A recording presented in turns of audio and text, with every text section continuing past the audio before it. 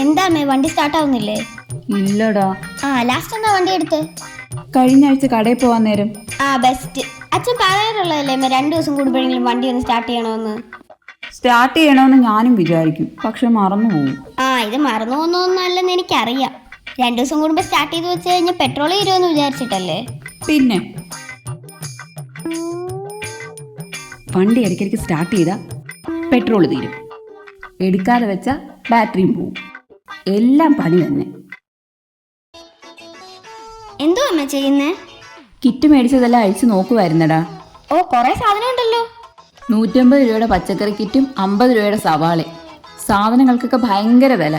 എന്തോ നഷ്ടമാണെന്നോ. ഇനി കുറച്ച് ദിവസത്തേക്ക് ഈ പച്ചക്കറിയുടെ എല്ലാം പൂരമായിരിക്കുമല്ലോ. എന്തുവാടാ, ഇടയ്ക്ക് മീൻ മേടിക്കത്തില്ലേ അമ്മ? മീൻ വാങ്ങിക്കാൻ. ഈ പച്ചക്കറി എല്ലാം ചീത്തയാവെന്നും പറഞ്ഞ് തീരുന്നവരെ മീൻ വാങ്ങിക്കാൻ പോകുന്നില്ല. എനിക്കറിയത്തില്ലേ അമ്മേ?